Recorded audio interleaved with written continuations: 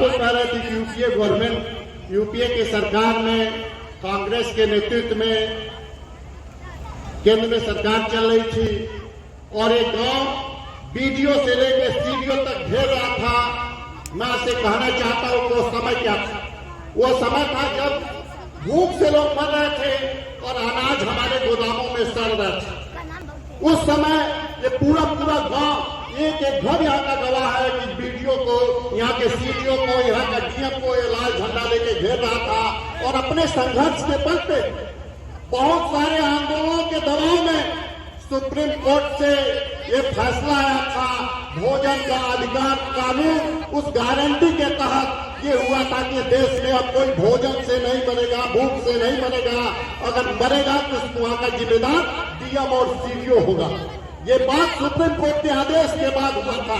और आप याद करिए, कोरोना के बाद जब ये देश का पूरा अर्थव्यवस्था बैठा दिया जाता है, ये जो 4 घंटे के अंदर पूरे देश में लॉकडाउन घोषित करने वाले तानाशाह मोदी जी हैं। जब ये घोषित कर देते हैं लॉकडाउन, हमारे गरीब नौजवान, हमारा मजदूर जब गांव से प्लान करता है गांव की तरफ, तो उसके पॉकेट में कुछ बचता नहीं है, उसके घर पे कुछ होता नहीं है, भूखमरी की हालत होती है। ऐसे में हमारी संवैधानिक जिम्मेदारी, इस देश की संवैधानिक जिम्मेदारी है कि अपने देश के नागरिकों का वो पेट भरे।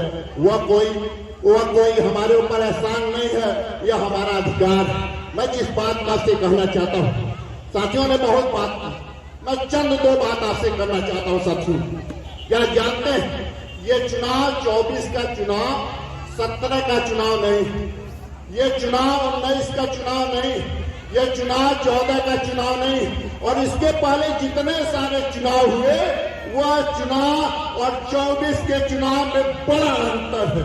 वो जानते क्या अंतर है?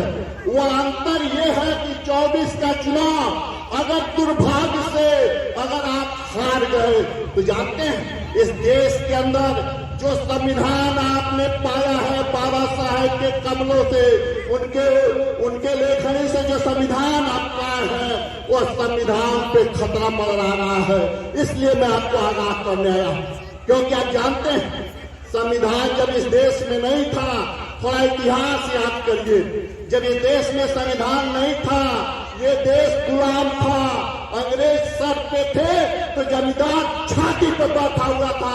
उस समय हमारे यहाँ की व्यवस्था क्या थी? हमारे यहाँ की व्यवस्था क्या थी?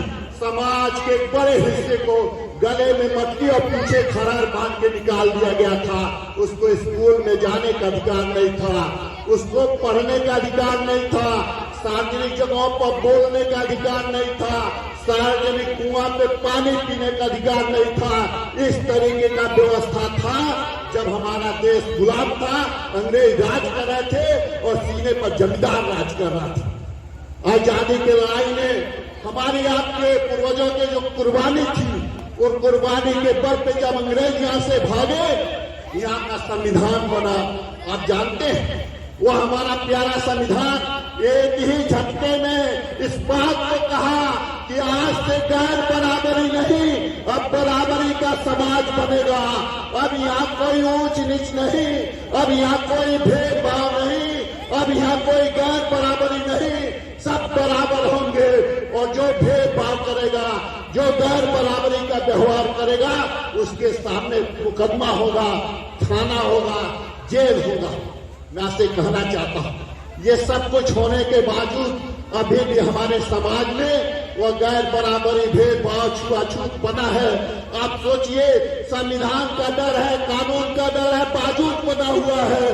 जिस दिन इस देश से संविधान खत्म होगा, मनुस्मृति लागू होगी, गोलवरकर और सावरकर का जो सपना था, ये भारत को वो बनाने की तरफ जो बढ़ रहे हैं, जब ये बढ़ जाएंगे तब सोचिए, तब हमारे जो मजदूरा है, जो हमारा किसान है, जो समाज का बहुत बड़ा जो हिस्सा है, उसके सामने क्या आफत होगी। इसीलिए बाबा साहब ने कहा था कि इस देश के अंदर चरम हिंदू पंथ का मतलब विपत्ति होगा।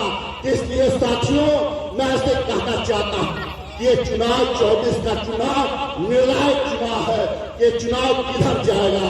ये चुनाव गोलवरकर और सावरकर की तरफ जाएगा ये चुनाव पावर